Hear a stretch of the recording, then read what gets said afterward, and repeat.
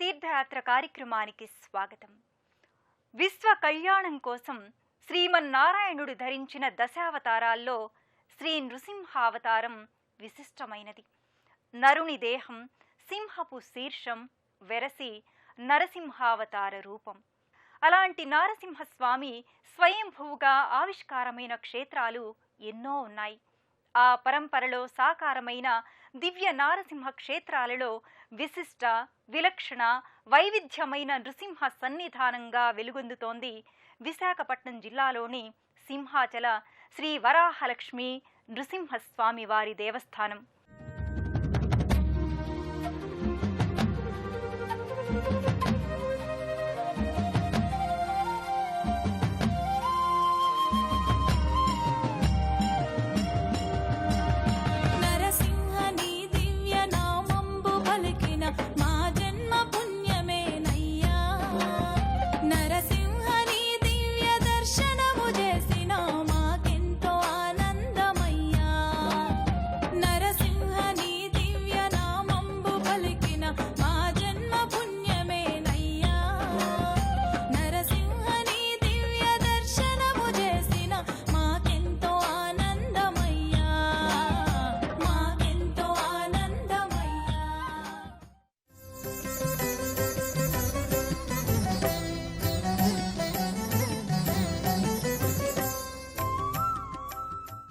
నరుడు నారాయణుల సమ్మిళిత రూపాంతరంగా ప్రేమ, భక్తి తత్వాలు, దుష్ట శిక్షణ, శిష్టరక్షణ భావాలు వెల్లివిరిసిన స్వరూపంగా సింహాచల క్షేత్రంలో వరాహ నృసింహుడు దర్శనమిస్తాడు. సముద్ర తీరాన సువిశాలంగా పరచుకున్న కొండపై ఆకుపచ్చటి ప్రకృతి సౌందర్యం మధ్య సింహాచల క్షేత్రం విలసిల్లుతోంది. అత్యంత ప్రకృతి రమణీయత నేపథ్యంగా ఉన్న ఈ క్షేత్రం భక్తులకు ఆధ్యాత్మిక సన్నిధే కాదు, ఆహ్లాద భావాలకు పెన్నిధి కూడా. సింహాచలం సముద్ర మట్టానికి 800 అడుగుల ఎత్తున వన సముదాయ నేపథ్యంగా అలరారుతోంది. ఈ కొండపై ధీర గంభీరంగా, అత్యద్భుత శిల్పకళా సమన్వితంగా, నేత్రానందకరమైన కట్టడాలతో ఈ క్షేత్రం పరిఢవిల్లుతోంది. సుగ్రీవ నరసింహ సులభుడవందరికి, సుగ్రీవ నరసింహ సులభుడవందరికి, అగ్రేసరుడవీవు అవతారు దేవా, సుగ్రీవ నరసింహ సులభుడవందరికి. గోపురాలు, ప్రాకారాలు, స్తంభాలు, కుడ్యాలు, కోష్ఠాలు, పీఠాలు ఇలా అక్కడా ఇక్కడా అని తేడా లేకుండా ఎటు చూసినా ఈ ఆలయ లోపలి ప్రాంగణంలో శిల్పకళా వైభవం భక్తుల్ని ముగ్ధుల్ని చేస్తుంది. అద్భుతమైన శిల్పకళా నైపుణ్యాన్ని చూస్తూ విజయనగర రాజుల కళాపోషణకు ముగ్ధులవుతారు.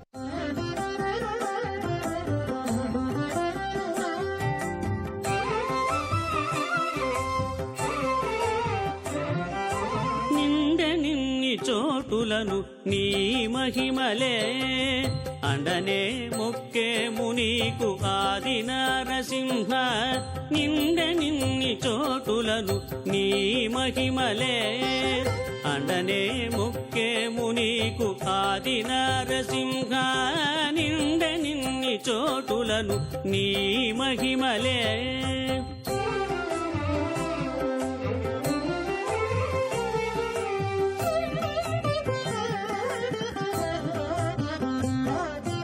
ఊరిమి ఇందిర మీద కోపము అసుర మీద, తారు కాణనవ్వు దేవతల మీదను.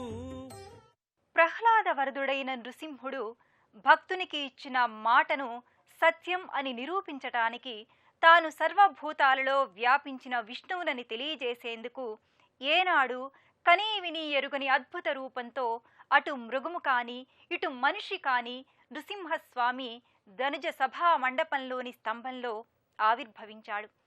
అలాంటి వైవిధ్య అవతారమూర్తి త్రిభంగి రూపునిగా దర్శనమిస్తాడు.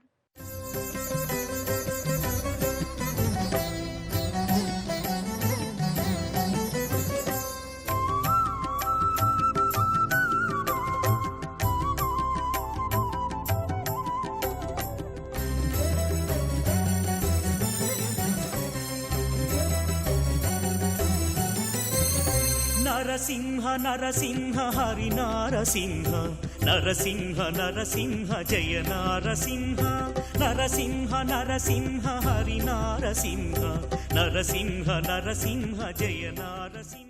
సింహాచల క్షేత్రంలో ప్రధాన ఉత్సవం చందనోత్సవం. ఈ ఉత్సవానికి ఎంతో ప్రశస్తి ఉంది. దీనిని అక్షయ తృతీయ నాడు అంటే వైశాఖ శుద్ధ తదియ రోజున నిర్వహిస్తారు. పురూరవ చక్రవర్తి కాలం నుండి ఈ ఉత్సవాన్ని నిర్వహిస్తారు.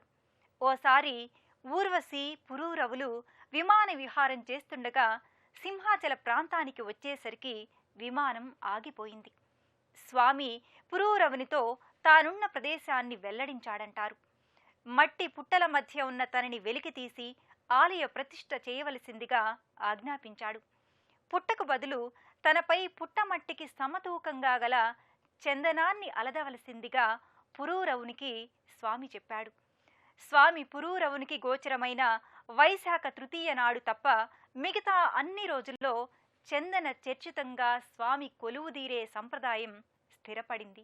స్వామి గర్భాలయంలో చందనంతో కప్పబడిన లింగాకారంలో దర్శనమిస్తారు. హిరణ్యకశిపుణ్ణి సంహరించిన తరువాత స్వామి తన ఉగ్రరూపాన్ని ఉపసంహరించలేదు.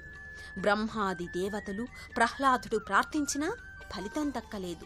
అప్పుడు బ్రహ్మదేవుడికి గతంలో తాను శ్రీచందన వృక్షానికి ఉగ్రత, ఉష్ణం, తాపం తగ్గించే శక్తిని వరంగా ఇచ్చిన విషయం జ్ఞప్తికి వచ్చింది. అందువల్ల శ్రీచందన లేపనంతో స్వామిని శాంతింపచేయమని ప్రహ్లాదునికి సలహా ఇచ్చాడు బ్రహ్మదేవుడు.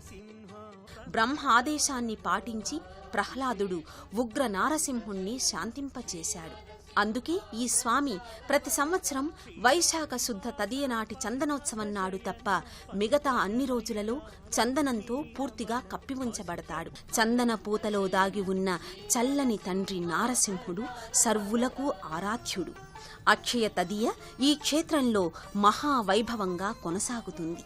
తదియనాటి తెల్లవారుఝామున స్వామివారికి శ్రీచందన వలుపు ప్రారంభమవుతుంది.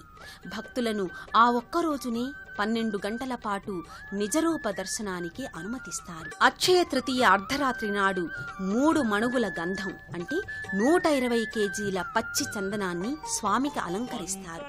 సింహాచల వరాహలక్ష్మీ నృసింహస్వామి క్షేత్రం వరాల నృసింహ క్షేత్రంగా వర్ధిల్లుతోంది. ఎందరో భక్తుల మనో అభీష్టాల్ని నెరవేరుస్తున్నాడు. నరసింహుని కొండ, అప్పన్న అండ, మన జీవితాలు చల్లగానుండా అన్నట్లుగా స్వామి సర్వదా భక్తుల్ని అనుగ్రహిస్తున్నాడు. ఈ క్షేత్రం ఉత్సవ శోభితం, నిత్య కళ్యాణం, పచ్చతోరణంగా భాసిల్లుతోంది. ప్రసిద్ధ పుణ్యక్షేత్రంగా వర్ధిల్లుతోన్న సింహాచల వరాహలక్ష్మీ నృసింహస్వామి దేవస్థానంలో నిత్యోత్సవాల నుంచి బ్రహ్మోత్సవాలు వరకు కడు వైభవంగా కొనసాగుతాయి.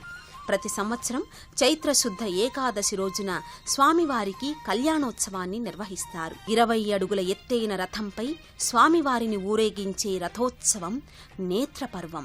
శ్రీ వైష్ణవ సంబంధిత పర్వదినాలన్నీ ఈ క్షేత్రంలో వైభవోపేతంగా కొనసాగుతాయి. ఈ ఆలయానికి ఈశాన్య దిశగా ఉన్న గంగధార తీర్థంలో స్వామివారి కళ్యాణోత్సవాల అనంతరం మంగళ స్నానాలను నిర్వహిస్తారు. ఈ తీర్థం ప్రకృతి సిద్ధమైనది.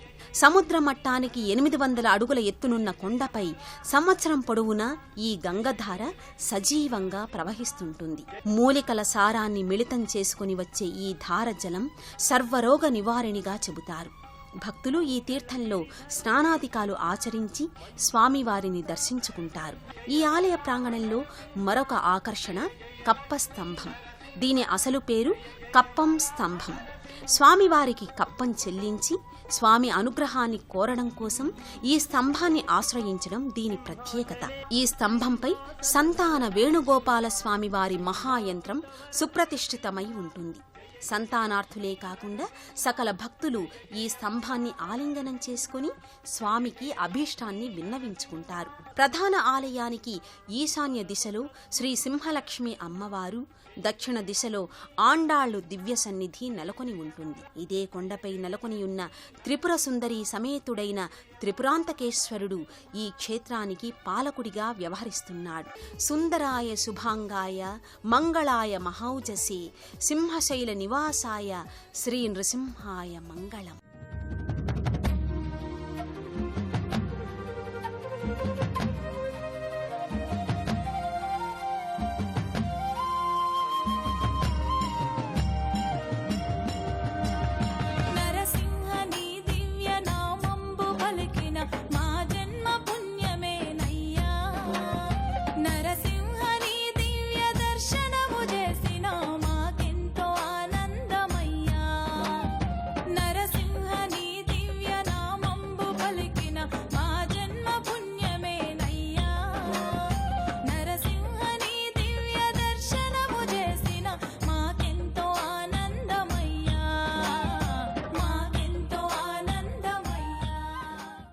ఐహిక భోగ దుఃఖ కారణమైన విషయలంపటాల్ని నశింపచేసే స్వామి నృసింహుడు. ఆదివరాహ సింహ నరరూప సమ్మిళిత రూపధారి శ్రీ వరాహ నరసింహస్వామి దివ్యకృపతో మన జీవితాలు సుగమవంతం ఫలప్రదం కావాలని ఆశిద్దాం.